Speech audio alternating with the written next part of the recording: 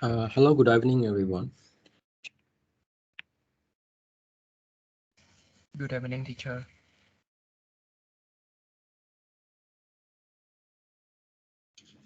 Okay, so today we will start the new chapter. Okay.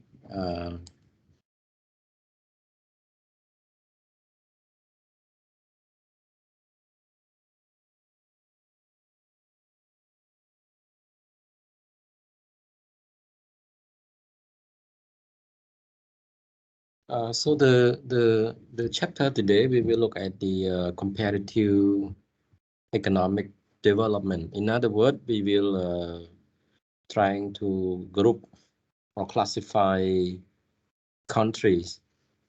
We may call that the classifications. And the way that we try to classify things, because we want to see the pattern from the classifications, which allow us to learn something about the characteristic of the group of country. Okay, so we will go through the following. The first one, we will review the commonality. Okay, so we look at the common characteristic uh, and the different among the group of countries. Okay, you will see that in the subsequent presentation that some country, for example, developing country, they tend to have some kind of characteristic, okay, which is very common to many of that countries. Okay, and seeing that allow us to understand something about this group of country. We will also investigate the classification of the countries. You will see there are many kind of classifications. Okay, and they have their own reason and their own logic of classifying, okay, each countries. We also will visit the what we call the Human Development Index, okay, the HDI, one of the attempt to measure the development by incorporating different dimensions. Okay, we will also look at the history and experience of the developed countries, and we will discuss one of the new emerging concept we call convergence or catch up. Okay, we will look at the evidence if we have any evidence to show that country can catch up with one another or not. Lastly, we will look at the semantic model, which propose a way of trying to identify weakness in the country. Okay, let's begin by looking at the classifications. So classification is one of the interesting technique that we can use in order to discover pattern. Okay, and when we see the pattern, we may be able to draw some conclusion, and it may become the foundation for us to build a theory. So we like to see that kind of group and classification. The commonality among countries offer general analytical frameworks and a foundation for the theory development in economics. Okay, so that's why we like to group and classify the countries. We will learn many different kind of classification, but the very popular classification that being widely used, okay, either in international relations or in the international economics, okay. We call that the classification by the World Bank. Okay, we call it by the World Bank. And according to this classification, the World Bank classify the country by using the GNP per capita. In other words, they're using the average income per persons in order to classify countries. Okay, and according to this classification, country in the world are classified into four groups. The first one is called the low-income countries. The second one is the lower middle-income countries, followed by the upper middle-income countries and high-income countries. Okay. So how does the World Bank classify the country? Okay, what are the threshold? The threshold for classify the countries. So I have the table below here. It's so according to the World Bank, the latest threshold was in July 2021, and it say that country who have income below $1,046 on average per persons. Okay? That country per year would be classified as a low-income countries. And if your country have income between $1,046 on average per person per year, up to the $4,095, you will be classified as the lower middle income countries. And Cambodia actually are falling into this category because our average income per person is slightly somewhere around maybe 1,600, okay, 1,600, maybe around that.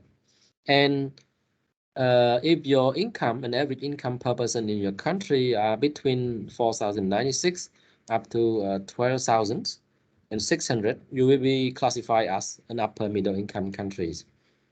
And for those countries who have income about 12,600 would be classified as high income economy.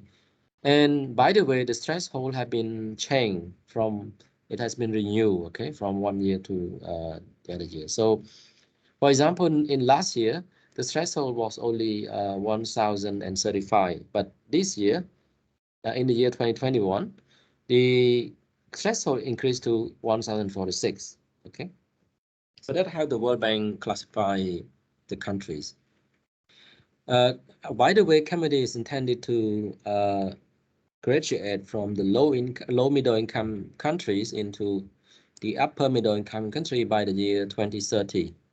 Okay, so that's what has been set it up in the rectangular strategy of the government, and also to be high income country by the year 2050s. Okay, so you can see you need to compare how many times that income would have to double in order to convert your country into an upper middle income economy or even to become high income economy. Okay, so that is the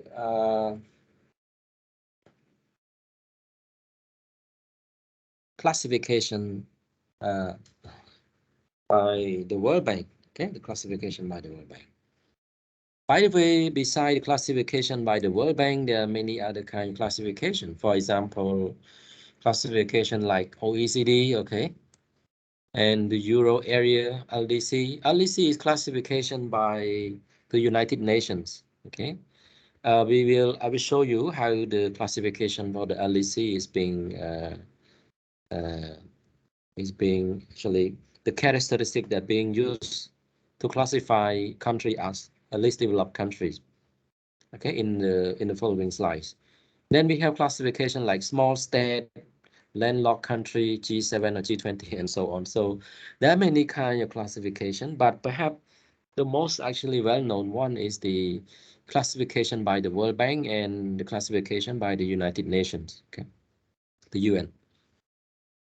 By the way, I said that a country can actually change or from one category into others. Just like Cambodia, we have actually graduate from low income country into the lower middle income. Okay, and we may be able to move forward, but we could also be that there are cases that country may falling backwards. So some country may move to the lower middle income country, and then they may fall back to the low income. That is very unfortunate. Okay, for experience that kind of thing. So so in order to make sure that you can move forward, you need some kind of engine, a mechanism in your economy. Okay, it requires that you know what kind of industry you need to use as a machine, okay, for moving your country forward, okay, into sustain your economic growth, okay, in the next 10 years, 20 years before you can be at the upper middle income by the year 2030. But now it's already 2022, right? You need another 8 years. You can move there or not. It's depending how fast and how strong, or are you able to keep, okay, your momentum, okay.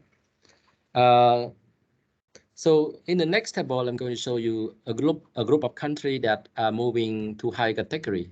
So these are very successful country. They move forward. Okay.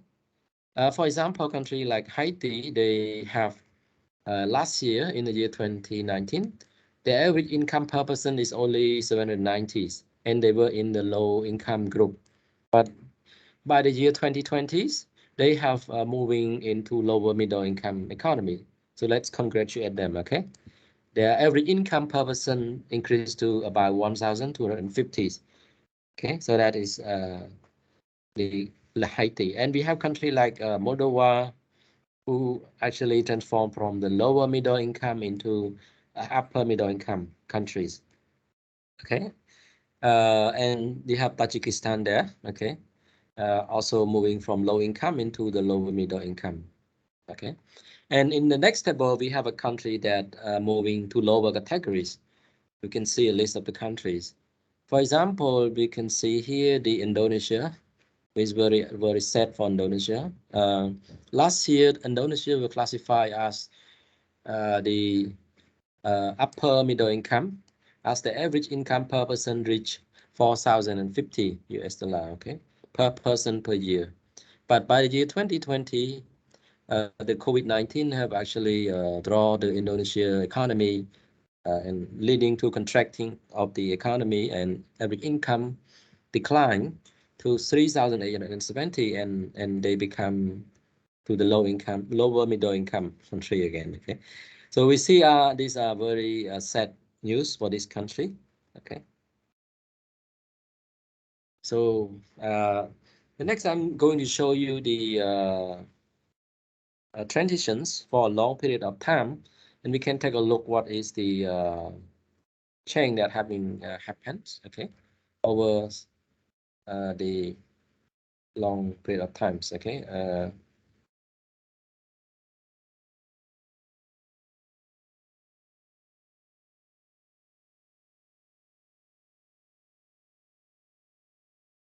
So this is a map for the whole world, and you can see that in this map, you can see that they have different color. Okay, different color represent a different country. The purple one represent lower incomes, and the green one referring the high income.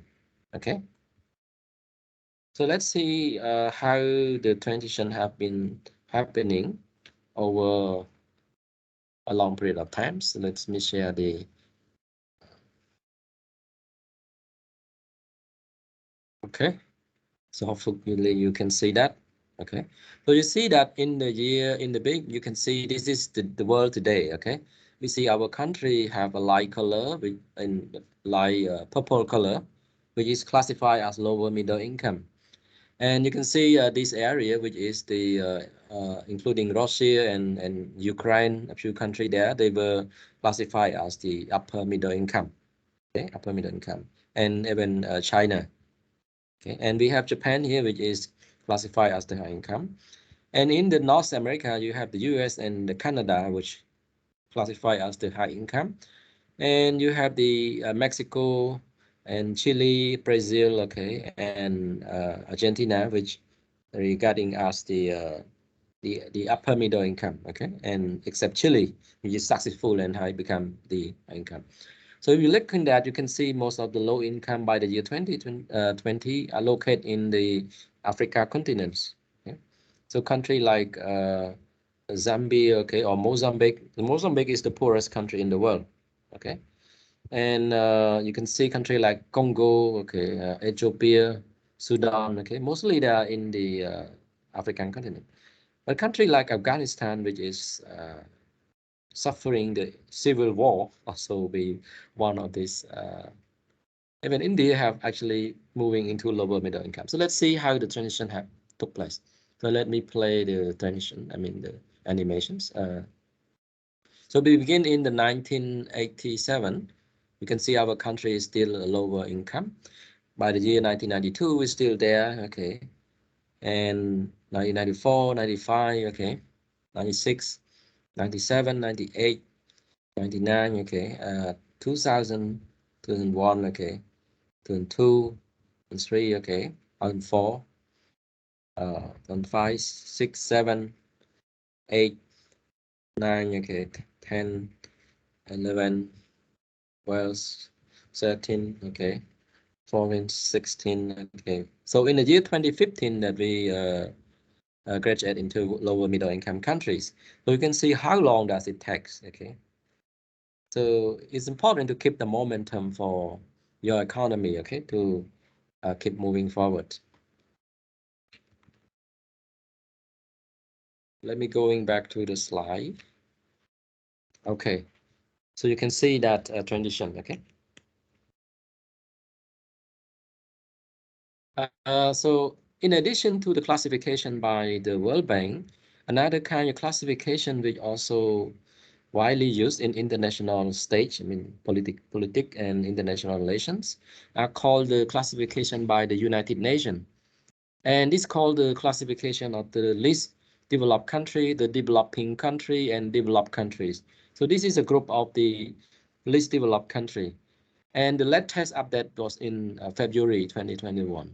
Okay, and you can see in the list, we also have Cambodia there. Okay, so I want to say that please don't be confused between the classification by the UN, which consider Cambodia as least developed countries, and the classification by the World Bank, which Cambodia is being considered as the lower middle income countries.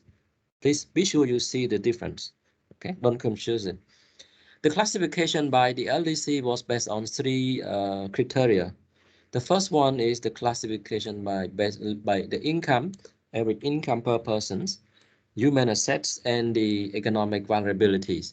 So this kind of three criteria are used to evaluate on whether the country should be included as least developed countries. Okay. So I like to play this video so you can see and you can look at it.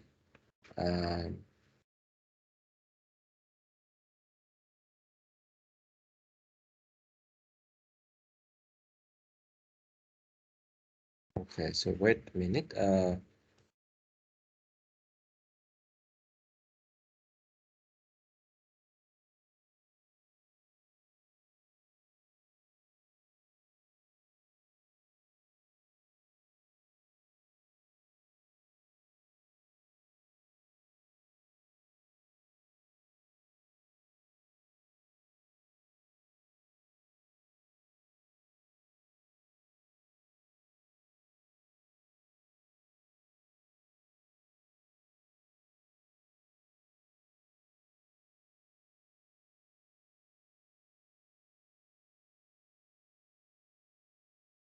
Okay, let me share the screen again.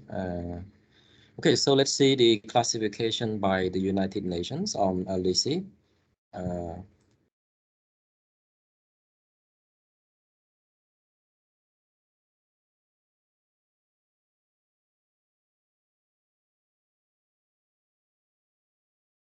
To economic and environmental.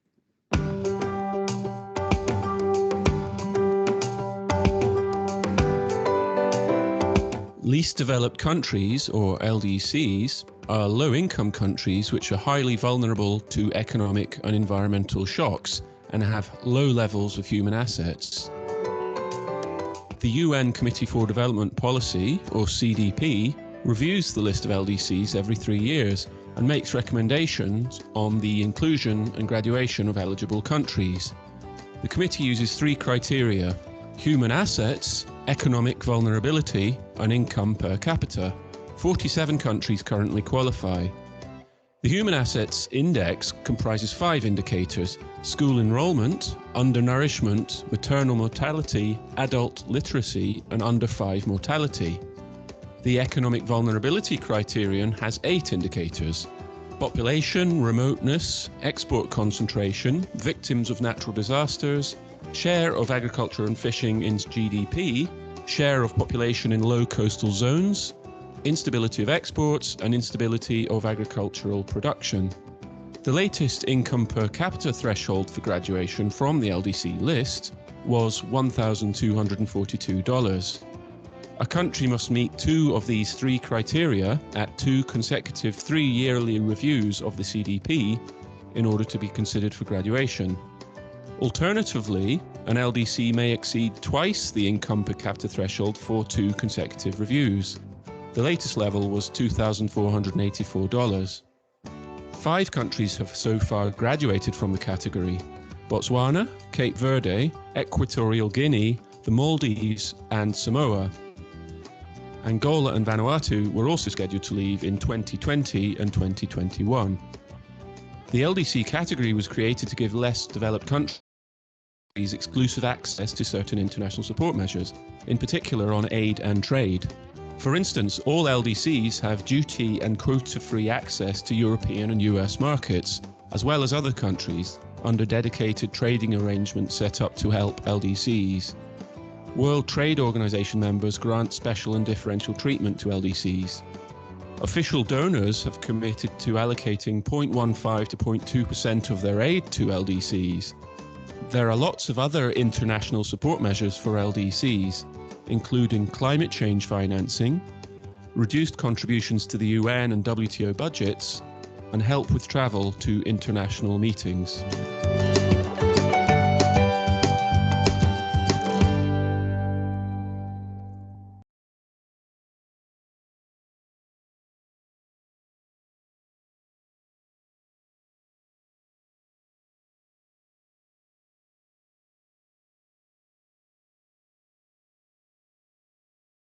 Okay, so welcome back. So you see that the classification by the UN is actually quite different from that of the World Bank, and look at the three criteria in order to make the evaluation whether the country would belong to that. So as soon sooner in the year 2022, there will be re-evaluated and of this list of the country, okay, and some may be graduated from the list. The next thing that I'm going to talk today is about the measurement that we can use in order to measure the development. Okay, so one of the traditional way of measuring the development, and it has been widely used in economic, is the use of the gross national income. Okay, or we call the GNP or GDP. Okay. These are very basic measure because it tells us the total income that one country can generate during a given years. So the more income they can generate, okay, the more showing their economy keep growing. Okay, so it's an indication that income have been growing bigger in the countries. And as we already see in the previous chapter that although income is not everything, income perhaps is the beginning. You can see the correlation between the income and the level of happiness. Okay, as the country become richer, we see that most countries also tend to have better satisfactions on life. So income is the very basic measure of being used, okay, to measure the beginning, okay, of development. Okay. By the way, if we just take the GNP or GDP from one country and then we compare with other countries, there could be a misleading conclusion because in each country the price that is different. So when you convert you have the same, I mean the GDP in Cambodia and GDP in Vietnam are converted into US dollar using the exchange rate on the market. That may be still misleading because the good in Vietnam and good and service in Cambodia may be so different. So $1 can maybe actually buy more good in Vietnam than it did in Cambodia. So we need to acknowledge the difference in price across the country. Because of that, we need to make some adjustment for the GDP before we make the comparison between one country and the other country. And the approach that we use to make adjustment is called the PPP, or the purchasing power parity approach. I think we learned in the previous semester, and you know what is the PPP theory. Okay, we learned that according to the PPP, we can have one exchange rate that makes sure that price of good would be the same in different country when it is converted into the same currency, if we can know that exchange rate. In practice, that exchange rate are different from the PPP exchange rate. So if you want to make adjustment, you need to take the exchange rate that you see at the bank or at Olympic market, and then you make adjustment and convert them into the PPP exchange rate. Okay, you make adjustment, incorporate the PPP exchange rate, then you can make sense for the comparison. So let's see how we do that in the next slides. So this is an example. Let's say I have 5 countries here.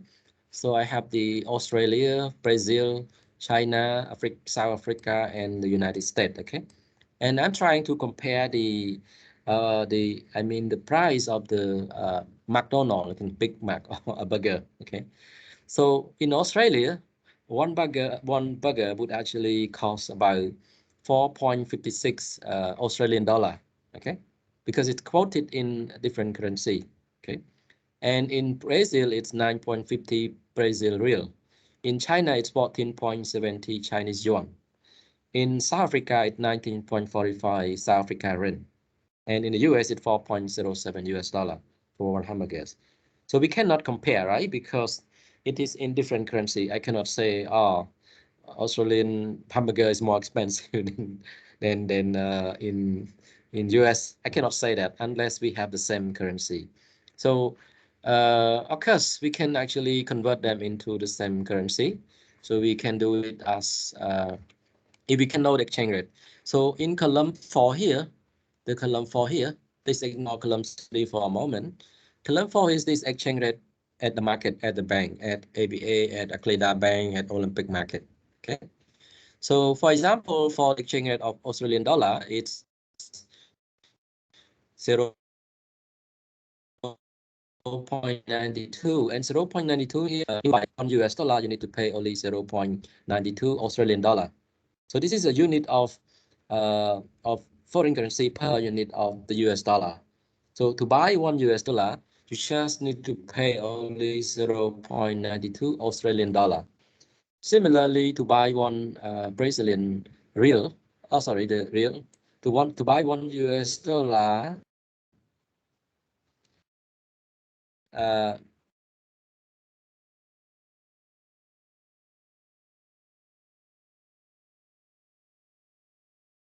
uh, similarly, okay, in order to buy $1 US, you need to pay 1.54 Brazilian real, okay? And to buy $1 US, you need to pay 6.45 Chinese yuan. Okay, so that is as the following respectively. Okay, so this is the exchange rate on the market. So if we know that the hamburger in the Australia is 4.56 Australian dollar, we can use that exchange rate. We can convert them into the US dollar price, which is equivalent to 4.96 US dollar. Okay, 4.96 US dollar. And then when we convert it into for the case of Brazil, it will be about 6.17 US dollar, one McDonald in the Brazil. And in China, it costs only 2.28, okay, and so on. So now, after we convert them into the same currency, we can see different price. And if we have the different price, we can know which is more expensive, which is one is more cheaper. Okay, so we can see that even the same McDonald's, it have different price in different country. Okay, so if you have income, let's say you have income $1, you have to acknowledge that because price of hamburger are different. So $1 in Brazil and $1 in US would be so different. Okay, $1 can buy a lot of hamburger. Okay, in China than it can in the US, because you can see when we convert into the dollar, we can actually know which one is more expensive, which one is more cheapy. Even the good are the same burger. Okay, and column 6 is just the comparisons. Okay, so 1.22 here, I take the value of 4.96 divide by the US price, which is 4.07. So I take 4.96 divided by the price in the US, which is 4.07. So I get 1.22. Similarly, I can do it for Brazil. I take 6.17 US dollar, which is the price of hamburger in Brazil, divided by the price of hamburger in the US, 4.07. I get 1.52. I do it the same for other countries. So if you see in column 6, if the value is bigger than 1, it means that the price of hamburger is more expensive than in the US, if the number is bigger than 1. If the number is less than 1, it means that the price of hamburger is cheaper than in the US. For example, China and South Africa, the value is less than 1. Okay. In addition, we can also compare across country because all the country is comparing to US as a benchmark. Okay. So you can see that in Australia, price is more cheaper than in Brazil. Brazil tend to be the most expensive. Okay. And then you can compare between China and South Africa. China is much cheaper than even in South Africa. Okay. Because we are comparing to the benchmark with the US. So we can compare across the country. The last column 6 is very useful for us to making the adjustment because it tells us the level of different price, okay, in different countries. And if we have income, we would acknowledge this because when we try to compare the income, we need to know which country is more expensive than the other. Okay, then we can compare, we can make adjustment for the income that we have. Okay. By the way, in column 3 here, okay, column 3 is the PPP exchange rate that we learned in the previous semester.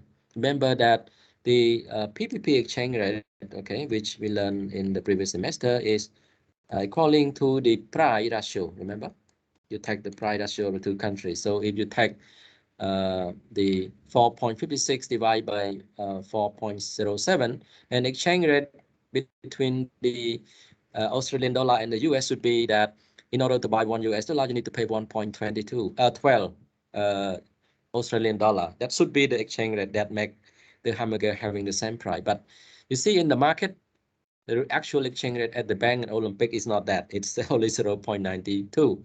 In other words, the Australian dollar is actually overpriced.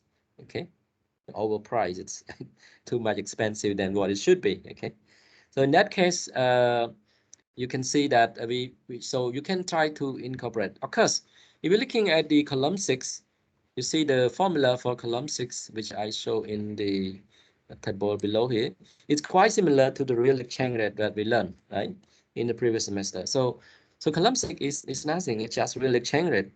It just tells you whether the price of this country is more expensive than the other. Okay, so that is real exchange rate. So we can use the real exchange rate to make the adjustment for the GDP.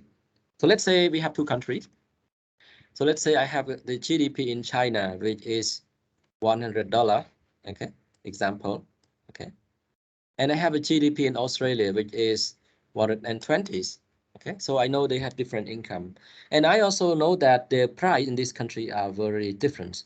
I know that in China, the price is 0.56 cheaper than in the US. While in the Australia, the price is 1.22 times more expensive than in the US. So knowing this, column 6, I can make some adjustment.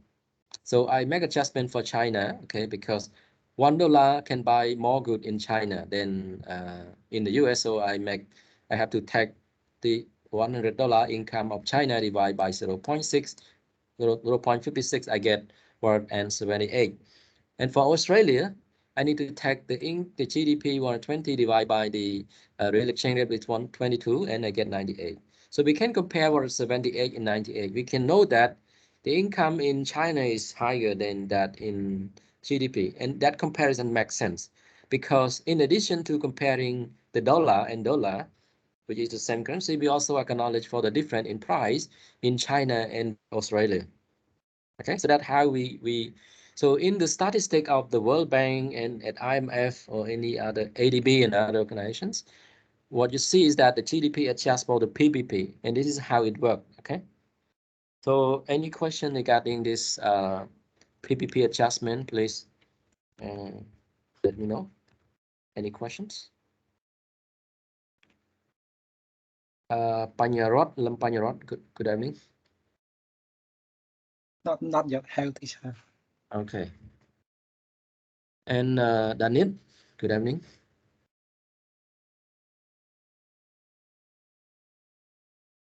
Hello, Chair. Yeah. Yeah, question. So Yeah. most of the time we use dollar as a benchmark, right, Chair? Use US, yeah, the US country as a benchmark. Okay, Chair. What if like there's a product that is not available in the US? Well, of course, in practice, we use the CPI, which is a basket of goods. Okay, so it's very impossible that the good that is in the basket would have to be the same from one country and with other countries, but we can take an average. So you can think our basket is like an average. Okay, so we use that CPI basket as a price. Okay, so you may take the CPI. You don't take the price of hamburger. Okay, McDonald's. You take the CPI in the Australia, and you take the CPI in the US, and then you can compare this price. Okay, you can take the price index in column 6. That's how we do it. Okay.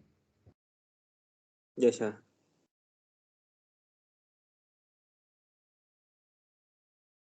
Any other questions? Somtay, good evening.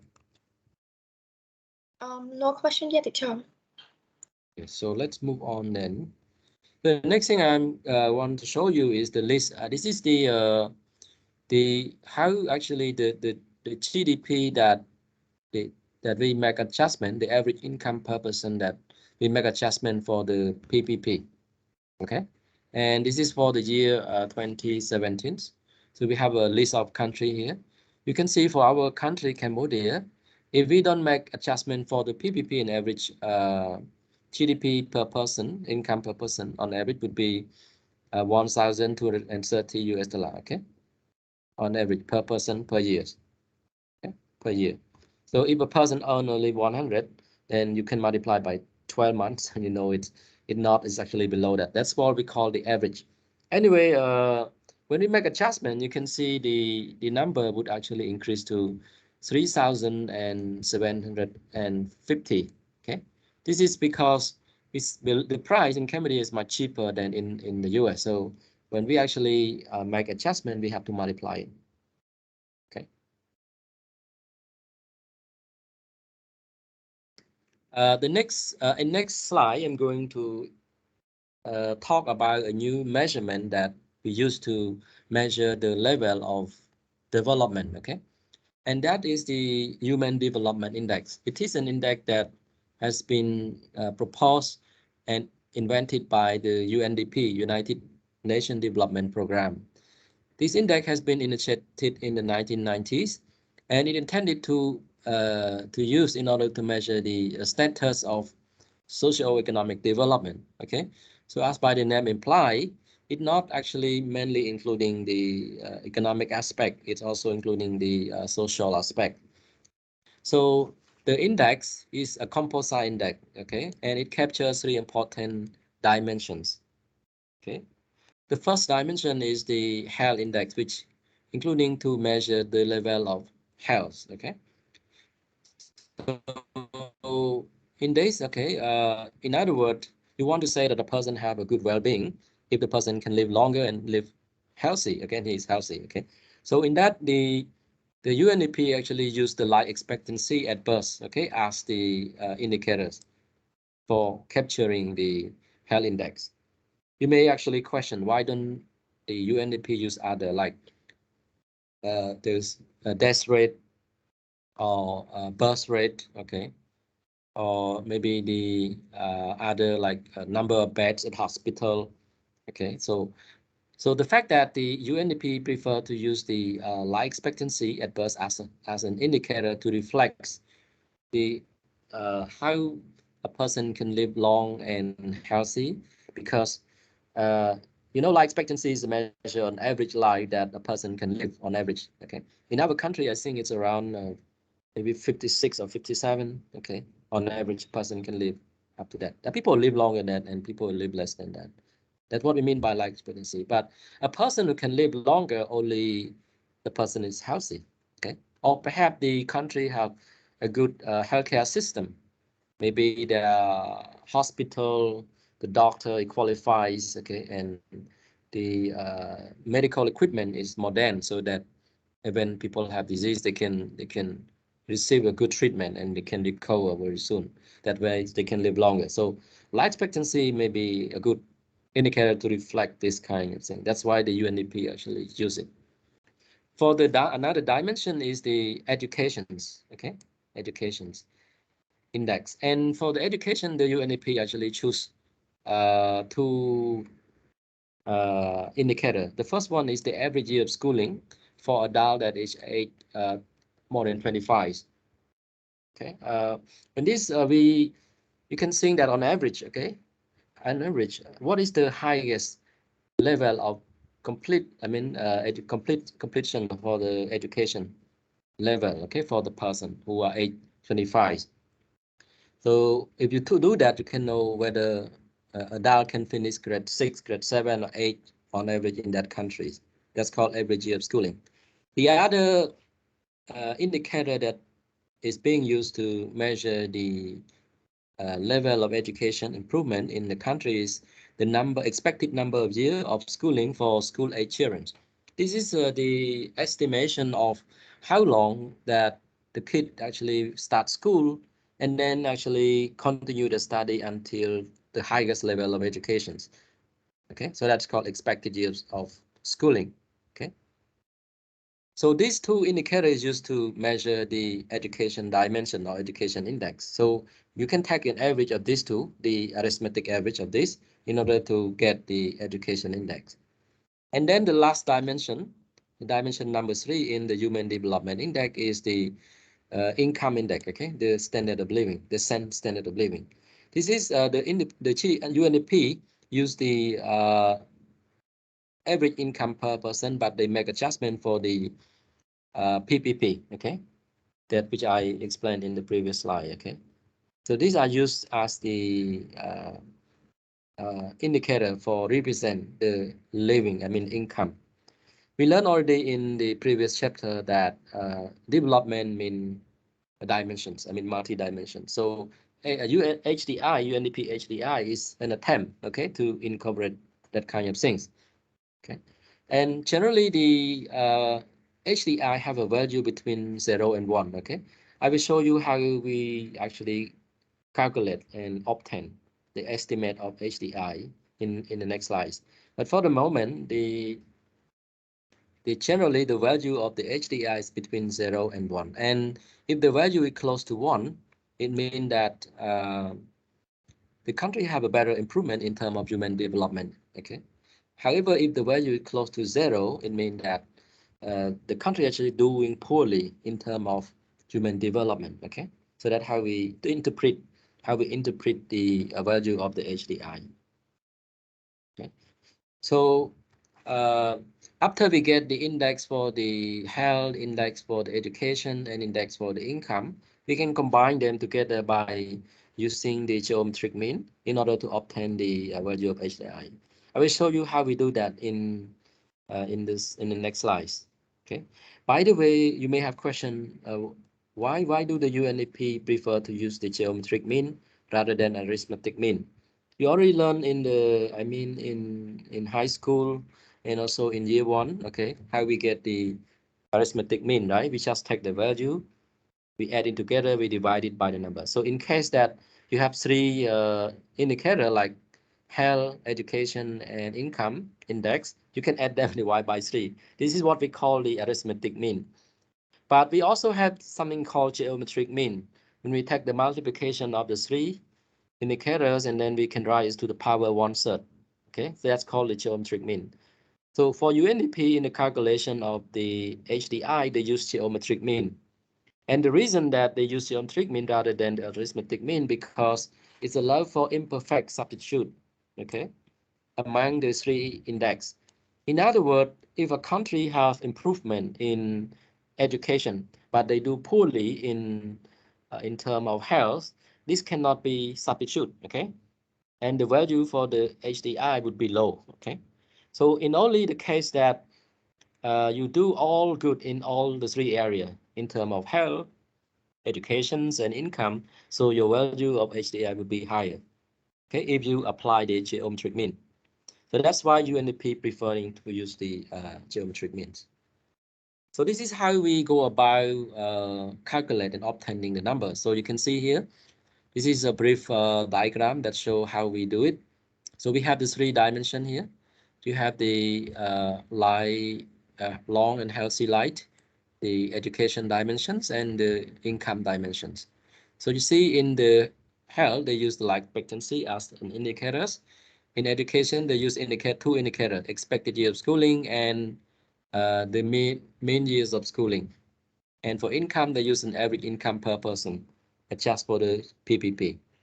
Okay, so after we need to convert this indicator into index. Okay, for example, if you have life expectancy at birth, you convert them into index. And if you have education expected year of schooling, you convert them into education index. Okay, so you convert all these indicator into index. So how do you convert? How do you do it? Okay, so simply you can take the actual value of the indicator for that countries, and then you minus the minimum value. Okay, the minimum value in referring to, you can look at the group of list of countries. Okay, and then you can see what is the minimum value. And similarly for the maximum value for the indicators.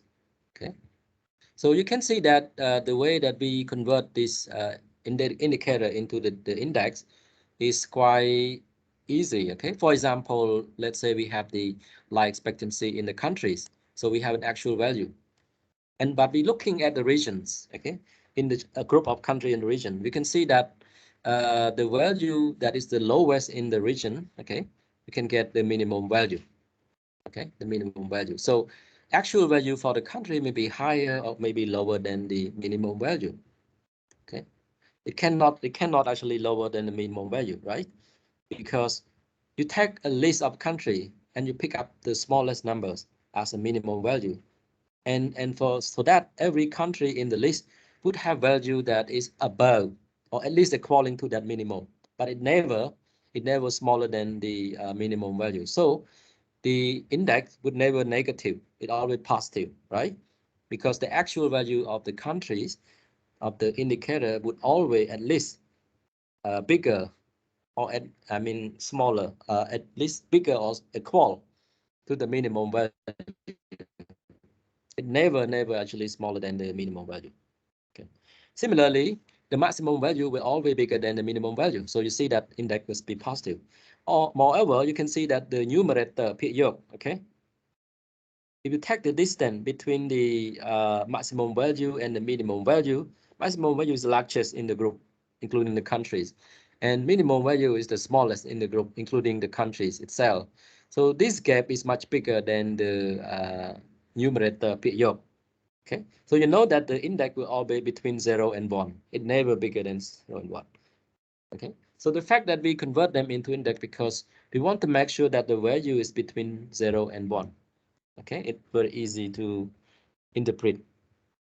So after you convert the indicator into the index, you can combine them by using the geometric mean. You can multiply them together and write to the power of 1/3. Okay, then you will get the HDI. I will show you the example in a minute. So HDI can be calculated for a group of countries. Let's say you saw developing country, for developed country, for LDC, for Europe, for Asia. Okay, so we can do it for group and for regions. Or even in Comparative, you can compare HDI for rural area and HDI for the urban area. You can see the difference. In addition to the HDI, UNDP also create many other kind of index. Okay, and they use very similar techniques. Okay, that we apply in the HDI. Okay, for example, the inequality adjusted human development index, the gender inequality index, the multi-dimensional poverty index. The MPI is slightly different from that. We will talk about MPI when we cover chapter 5. Okay, MPI have been used by the Ministry of Planning, the National Institute of Statistics, to issue the ID pool. Okay, for the people who we received the cash support from the government during the COVID-19. So we look at the MPI in the chapter 5 when we talk about poverty. It has slightly way of doing the calculation than the HDIs, but I think the approach that have been used in HDI can be used to construct any kind of index. So suppose you want to create the political power index in Cambodia, you can apply this kind of HDI techniques. You can choose indicator, convert them into index, and trying to combine them. Okay, or perhaps you want to measure the political freedoms in Cambodia. Okay, or speech freedoms. You can try to do that and using this kind of techniques. Let's see the example how we go about calculate the HDI. So let's say we have a country, let's say Sudan, and they have the following information about the 3 dimensions. So in terms of life expectancy, on average, a person living in Sudan can live up to 65.3, okay, years. So it's a good numbers. In terms of the education dimension, we have 2 indicators in Sudan. So on average, a person in Sudan can finish adult, okay. For the first one is expected year of schooling. It's on average a kid who go to school, children who go to school can expect to finish grade 8, okay, because the value is 7.9. And for adult, on average, the adult people in Sudan can complete only grade 3, okay. This is much lower. In comparing to Cambodia, when I do the research for with my college for the IDFC Canada, on average in our country, an average year schooling for adult is about grade 7, okay, grade 7. So we have much better average year of schooling in our countries. So in Sudan, this is quite low, okay, very low. And in Sudan, the average income per person after making adjustment for the PPP is about 3,829 US dollar, okay, per person per year. So knowing this information, we may try to convert them into the HDI. What is the value HDI for Sudan? But in order to do that, we need some more information. For example, we need to know the maximum and the minimum value.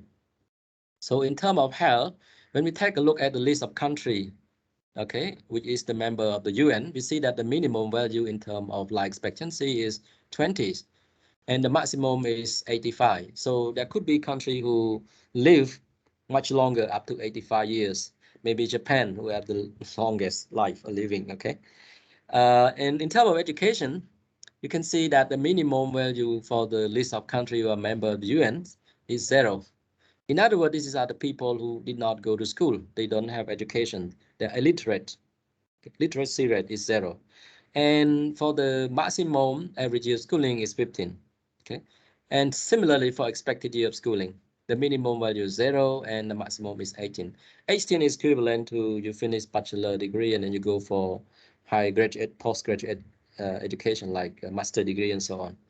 So knowing these informations, okay. And similarly for the income, the lowest income is $100 on average per person per year, and the maximum is 75,000, okay, per year per persons. So knowing this information, we can try to construct the HDIs. So we need to convert the health index into its health index. So using the health indicator, which is Sudan, life expectancy is 65.3, and the minimum value for life expectancy is 20. We can minus that. The maximum value is 85. The minimum value is 20, so we can get a value of 0.69 as 21. So in other words, Sudan is doing good in terms of health index. They are above 50, okay? So doing good, okay? In terms of the expected year schooling, we do the same thing. Expected year for kid in Sudan is 7.9, minimum value is 0, maximum value is 18, so we can get a value of 0.48. Almost reach the average, 0.50. The mean year schooling for Sudan is very low, okay? Adult finish only grade 8, grade 3, and the minimum value is 0, the maximum value is 15, we get 0.25, which is much lower than the average. So we can take, since the education have 2 indicators, that they have 2 index, we need to combine them. And we can use the arithmetic average, so we can add these 2 values together. So we get a value of 0.34.47, which is an education index. And lastly, we can work out with the income index. And this is the logarithm of the maximum, the actual value for Sudan after we adjust for the PVP. And the minimum is 100. The maximum country in the list have the average income up to 75,000. So we get a value 0.50. So here you can see we have health index now. We have the education index here. We have the income index here. We can combine these 3 together and we put them into HDI. Multiply together, rise to the power 1/3, we got a value of 0.51. So the value for the case of Sudan is about average. Okay, so it means that Sudan do fairly in terms of their fairly good, but not much good. Okay, in terms of their human development index. Okay, so that's how we go about getting the numbers. By the way, you don't need to calculate that by yourself. You can visit the website of UNDP and then you can download. Okay, so you can compare between Laos, Cambodia, and Vietnam's. Okay, whether we do have HDI better than Vietnam or not. Okay, so any question by now?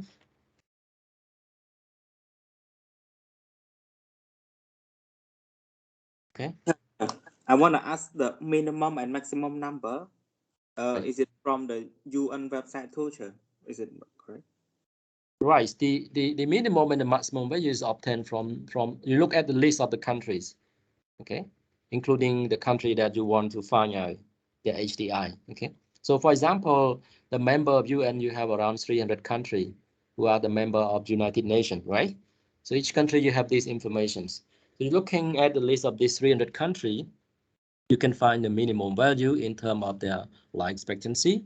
You can also find the minimum, the maximum value for the life expectancy for this 300 countries list. Okay, so that's how we go about getting the maximum and the minimum value. Sure, but the one you show us here, it is just an example, right? It's not the real maximum and minimum value, right? Right, but I think this is likely to be that value. Okay, I think 85 because there could be yearly update. Okay, because in 1 year, one country may move forward, right? So the average life expectancy may improve from 85 to 90. Okay, and similarly for the minimum, it may be improved. So where you can change. So when you calculate the HDI for each year, it may change. Okay, it may change.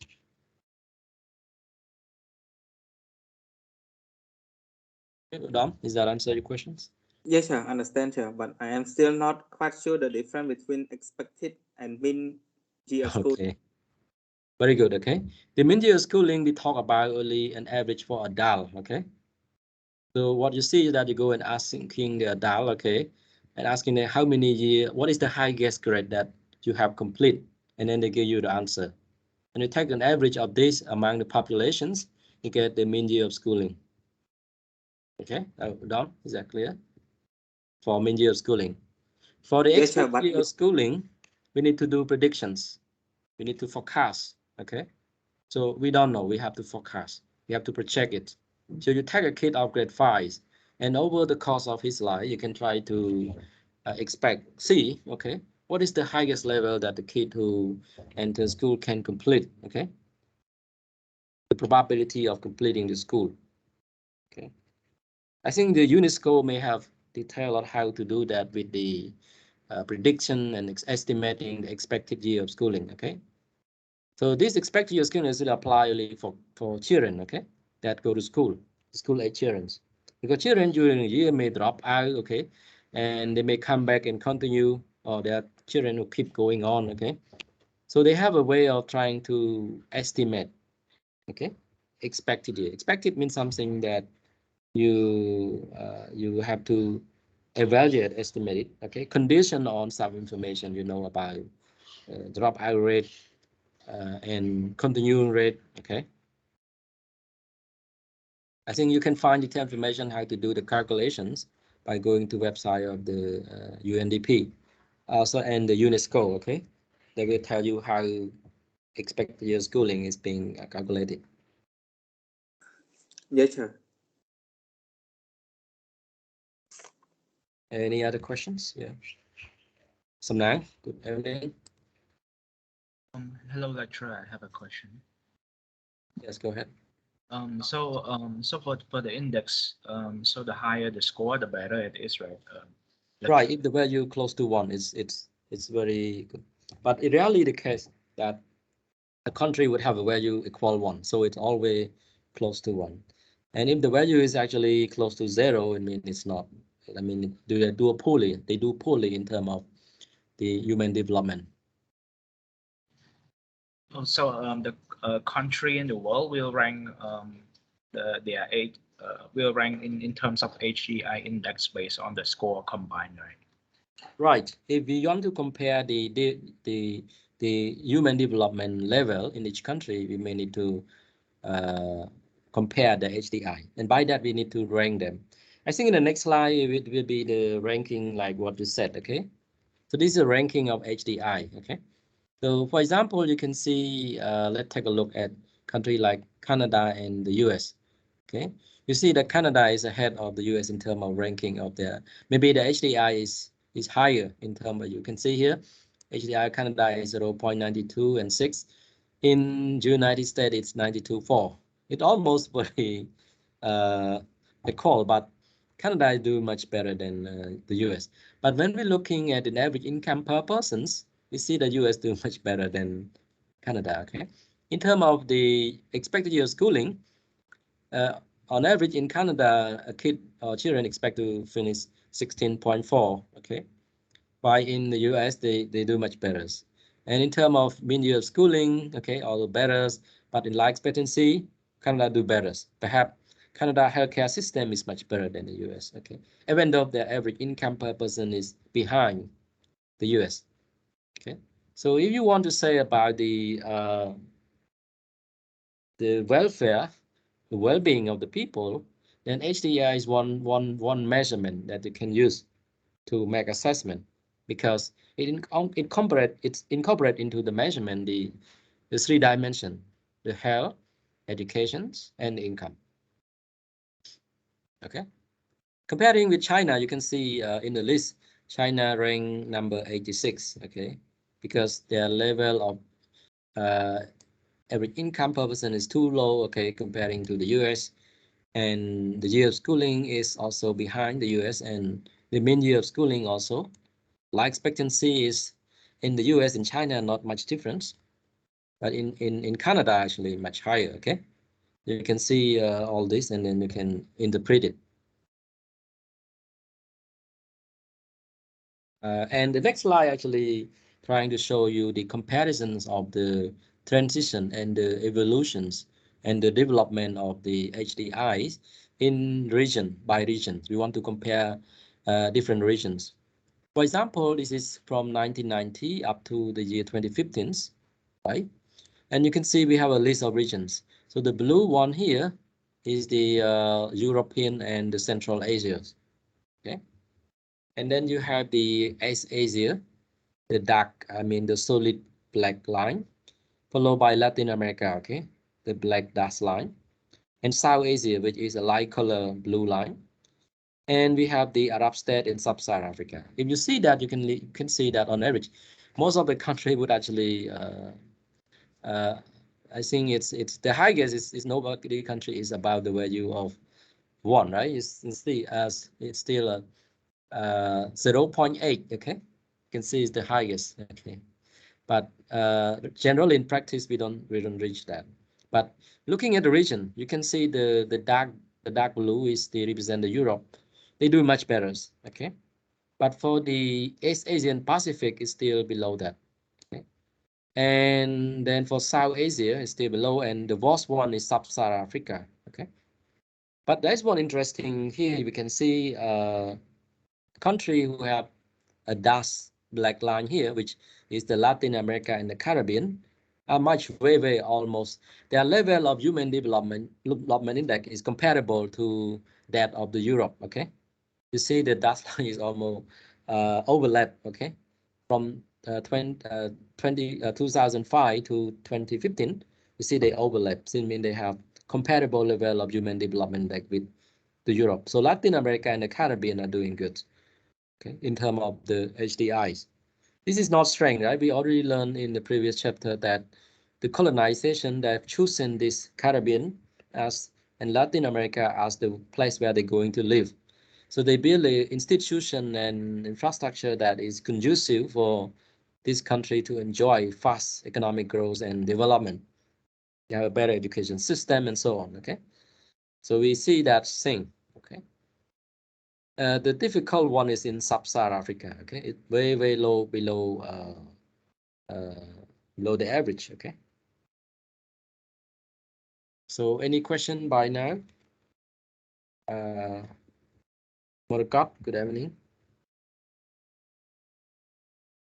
Good evening. Like, Any question regarding the HDIs? I think I'm fine with it. Like that. Okay. Yeah. Okay, if you have a question, Dalia.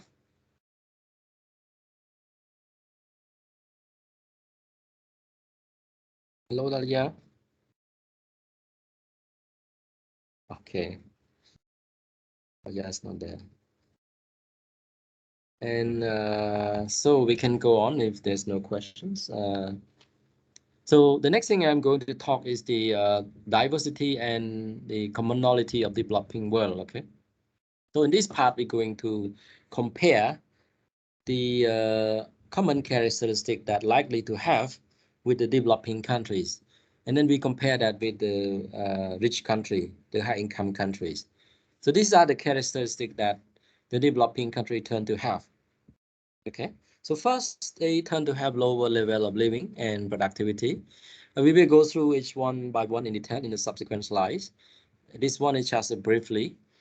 So first, they tend to have lower level of living and productivity. In other words, every income in the developing country are lower than when we compare with the high income and the rich countries. Second, a developing country tend to have lower level of human capital. Okay, the level of health and education and skill are lower comparing to the developed countries or the high income countries or rich country or advanced economies. Then they tend to have high level of inequalities in terms of income, asset, okay? And also in terms of absolute poverty, there are many people living under the poverty line when we compare with, in the developing countries with the rich countries, okay? In rich country, they still have people living under the poverty line, but the number is much smaller than in the developing countries. They also have a higher population growth rate. Okay, generally in the developing country, they tend to have very high population growth rate when we compare with the rich countries or advanced economy. Okay, they also tend to have greater social factorialization. So in the developing country, you tend to see they have different ethnic group, different religions. Okay, like in India, different social castes and so on. Okay. They also tend to have larger rural population. In other words, people who are in the rural population areas having larger population size than in the urban area. And they tend to have rapid rural-urban migration. You see the people moving from the rural area to the urban area, either to work or to live. Then you also see another characteristic that happen among this developing country. They tend to have lower level of industrialization and manufacturing export. They also tend to locate in adverse geography. For example, like Indonesia, experience volcano and connect activities. Okay, and seismology are actually quite interesting there. Okay. And also some countries tend to be landlocked, like Laos, PDO, okay, who don't border to the sea and so on. Okay. And also these developing countries tend to have the underdeveloped market. In other words, their market are not yet functioning well. Just like Cambodia, the stock market are not going so well, okay? And then in the last few days, the government announced for some incentive, okay, for company like SME to list in the stock exchange, okay? But the stock exchange in our country have begun in year 2000, almost 20 years, only 7 countries and 8 lists stock to get finance, okay, to get money to finance the business, okay. So the market in the developing country are not yet developed. Some market are not yet exist, okay, in our countries, like option market, derivative market, and so on, okay, are not yet exist, or even the future market, okay. And the last characteristic is that the developing country tend to be under the colonization of the rich country, and they tend to have unequal international relation. They're not very difficult for them to negotiate, okay, with the rich country. Even in the context of the WTO, still okay, very difficult to negotiate. So let's go in detail one by one. So we begin by looking at the low level of living. I think it's quite interesting to see that the income distributed of the world. So this is a pie of income. You can see, let's take all income adding together for the 7 billion people on Earth, okay? And then you split them into regions. You can see 54% of income would go into the high income countries. And then about 18% go to Asia Pacific. Then about 70% go to the European, okay? And South Asia account for only 7%. So you see how inequality is when we distribute income between rich country and the poor countries, okay? In terms of productivity, you can see that's quite different. In developing country in the year, I think the latest year, okay, in the year 2011 here, it's always on average, okay, 13. But we're comparing with the developed regions, the high income economy is 64. You can see it how many times they are different, okay? So developing countries tend to have lower level of income. They also tend to have lower productivity, okay, than the high income countries. The next table show you the population size. So here we have a list of the countries that have the largest population size on Earth, okay? So the 12 population country have the largest, population size.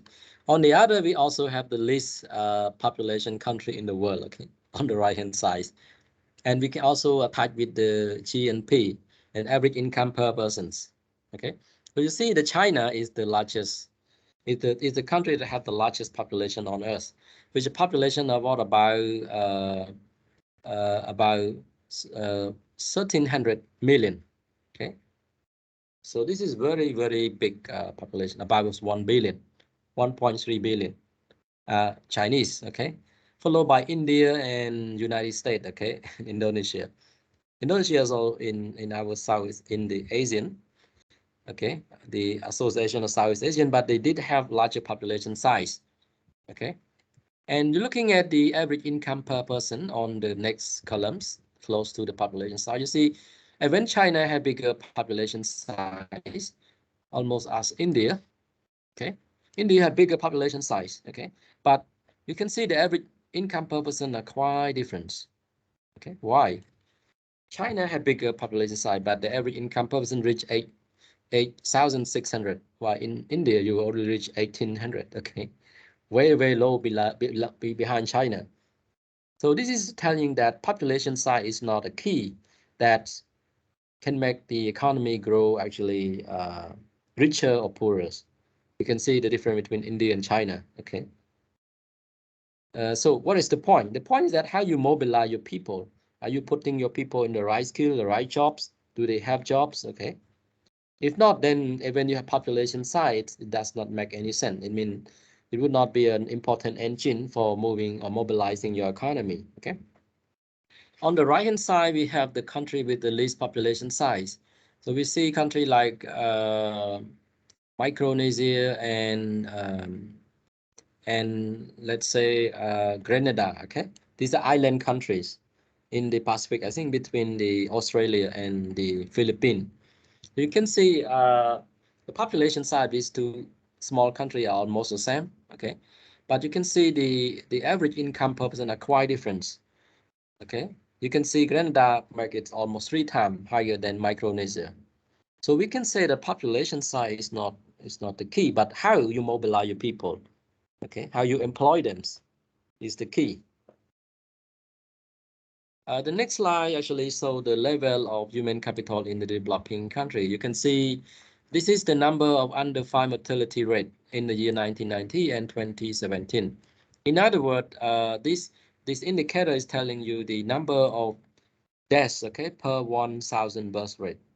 Okay, so if we take a birth, okay, take among the children who birth 1,000 children, how many children that can actually die before they reach the age of 5? We call that under 5 mortality rate.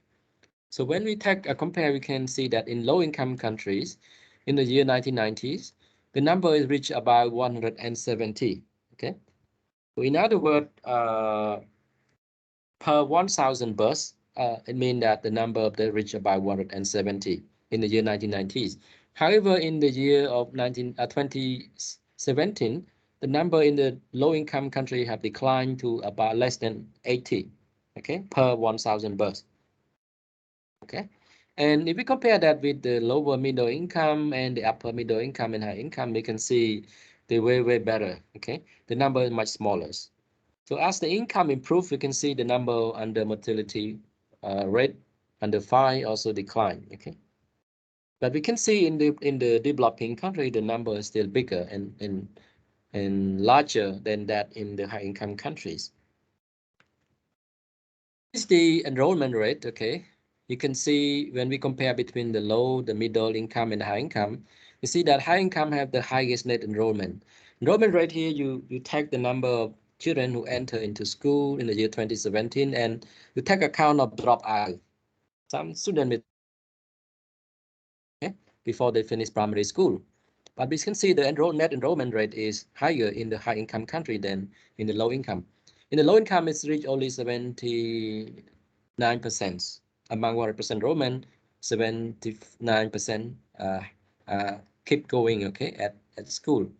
And you can also see the primary teacher, okay, I mean student teacher ratio. Okay, so in the low income it's 39. When go to high income it's only 14. So an average ratio between student and teacher can tell us about the quality of education is a proxy. Normally, if a teacher have to deal with larger number of students, one teacher, 20 students, likely that you're going not to have a good teaching because you cannot have time to talk to every student in class. Just like in our class, okay? The number is exceedingly large number, okay? So it's in the high income, you only have one teacher and they deal only with 14 students, okay? And we also see the comparison between different regions in terms of the rate enrollment and the student teacher ratio. And the region that have the lowest enrollment rate is Sub-Saharan Africa and the highest student teacher ratio. Okay. Number 3 is the inequality and absolute poverty tend to be very high in the developing country than in the rich country.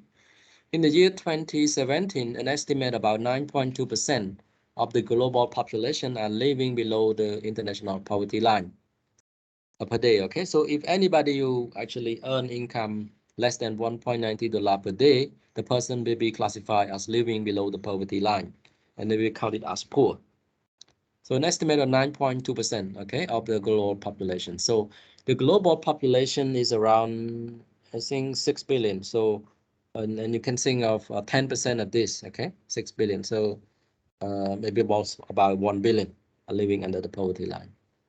And actually the COVID-19 may probably draw some people to fall below the poverty line, okay, as they lose their job, okay, they lose their business and their income. So they may actually, the number of people living under the poverty line may increase during the COVID-19.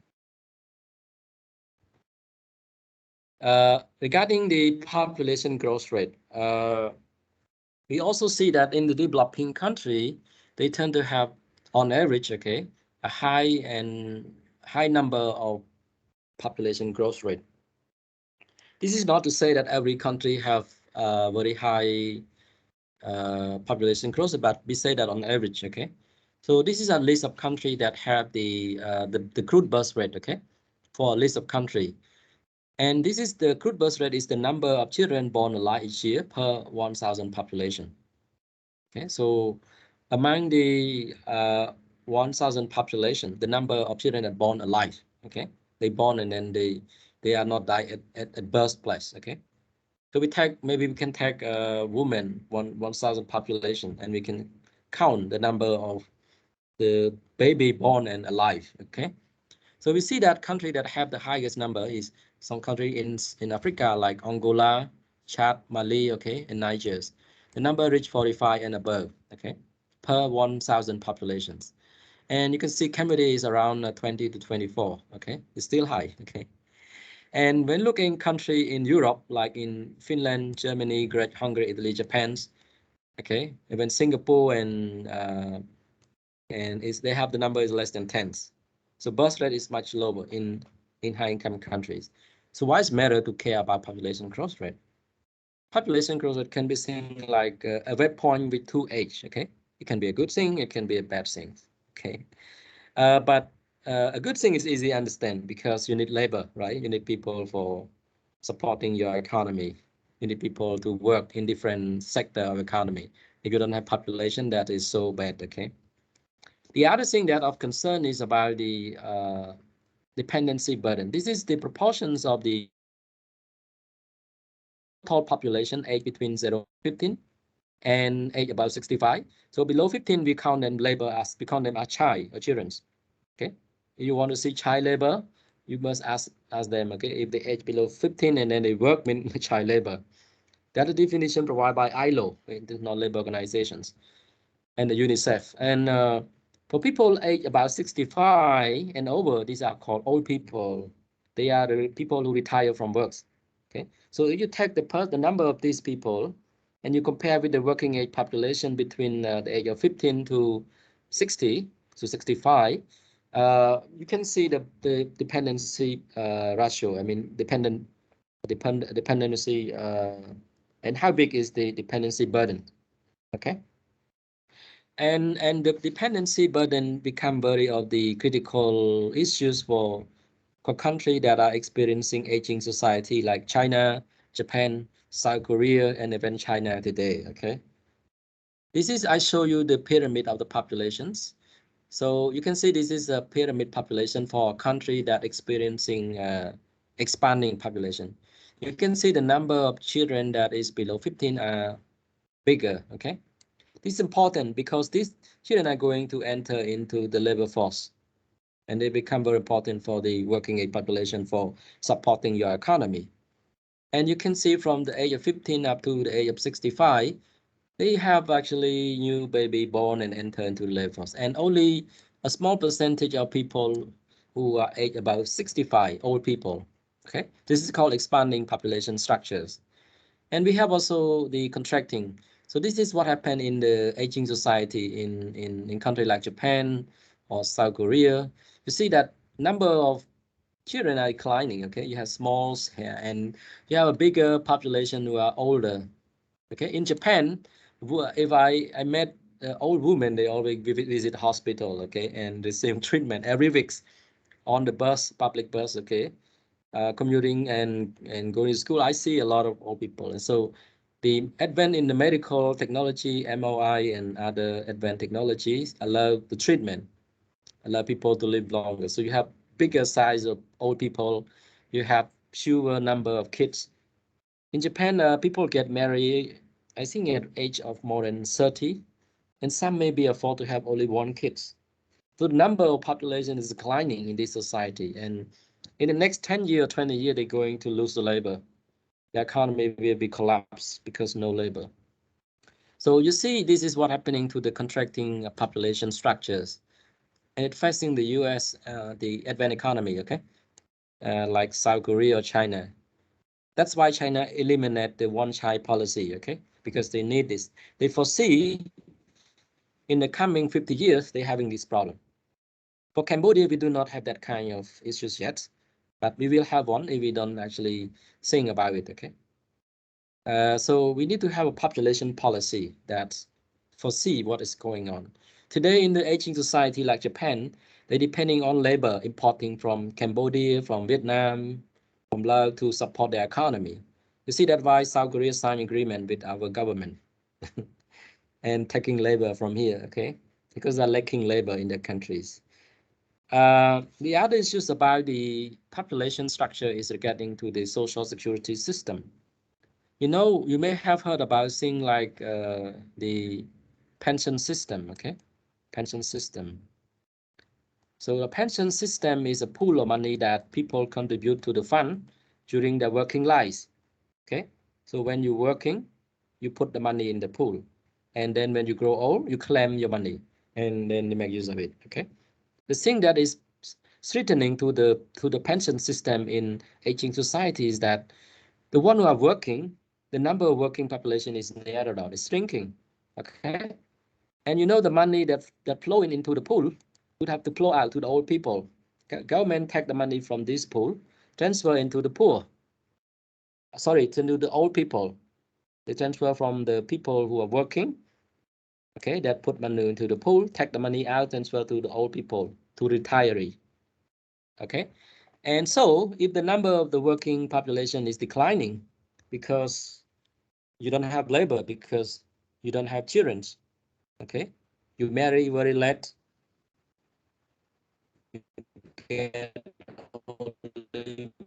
kids.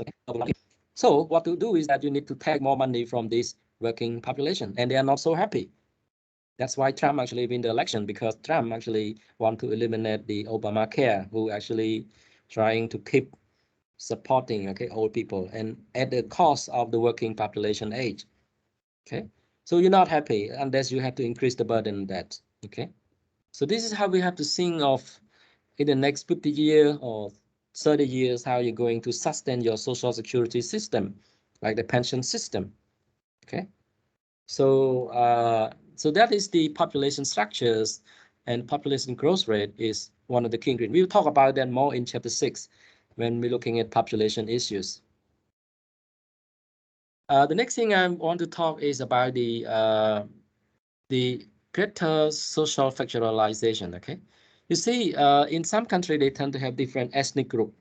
Okay, for example, in our country, we're lucky we don't have that kind of thing. We do have ethnic group like Cham, and even the ethnic group who living at the, I mean, in the northern part, but that account only 5% of the population. Okay, according to the Committee Socioeconomic Survey, only 5%, so very small, and they will begin to disappear. So we seem to have homogeneous of the this in our society. But in country like in India, they do have such kind of different groups. Okay, I've been in India for about 5 years ago, and I went to Delhi, and you know, when we we landed from, I mean, from the airport, we travel on the street, we see different, I mean, we see first, well, I saw the Hindu temples, and I saw the Buddhism temple, and I saw the Islamics, okay, the mob, and then I saw the Christian. And looking at that, people, they are quite, I mean, different level of living for this group of people. Hindu tend to be the poorest, and the richest Islamic and the Christian. So in such kind of question coming up, that if you have different ethnic group, if you have different culture, different relations, would it be an obstacle for economy to grow? That's not quite sure. Okay, you see, country like the U.S. or even Singapore or even the Malaysia, they tend to have different, maybe speaking different language, but they still actually be able to move their economy forward. Okay, so it's not only about how you have but how you mobilize your people. Okay, how you creating skill for your people, how you creating job for them. That is the important. Okay. In India, I found when I asked people, they have also something like they call social caste. Okay, social caste, social caste, and you have people who are working in the, we call the working class, social class. Okay, the people who have to be as a servant. People who belong to that lowest caste cannot actually become a manager. Okay, so even the person is the smartest, okay, in the province, he cannot actually working as a leader or a manager in a company. So you're wasting resource. Such kind of existing social caste would be preventing us an institution that prevent the development in the countries.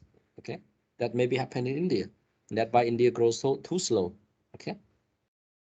Other thing like the conflicts, okay, like Afghanistan, Rwanda, Mozambique, could be very devastating, okay, because it may disturb the, you have rebel in the countries, okay, climbing like in Ukraine, okay, you have Crimea, you have people who are in the rebel region support for Soviet Union and going about that.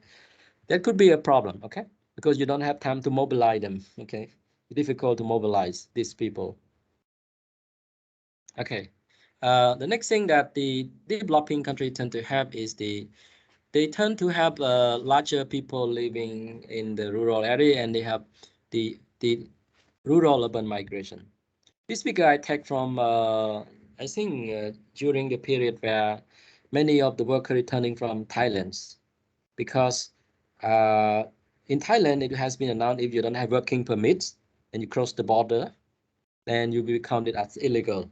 So many actually return home and starting a request for the work permit to become a legal migrants to work in Thailand. In our country, in the last few years, we see if you go to the village, you don't see much working age population because they migrate to the city to work in the factories in the urban areas. Okay, you see only old people and children in the village. So we went through this kind of transitions when we are moving from low income into the middle income. This is called structural change. Okay, so a country undergo development would experience and going through this kind of structural change. We talk about that in the next chapter. The other characteristic we see for developing countries that they tend to depending on the, kind of manufacturing, but labor intensive. Okay, like in Cambodia, we do have this labor intensive as an engine for growing the economy. Okay, it's not only for Cambodia. Many other countries you undergo the transitions do depending on the labor intensive before they move toward capital intensive industry. Okay. And this is I show you the transition. So you see in Cambodia, by the year 2000, the value added coming from agriculture is higher than the industries. But in the year 2015, we also have industry actually surpass agriculture. Okay, you can see the decline in agriculture value added to the GDP, suggesting the structural change in our economy. Okay.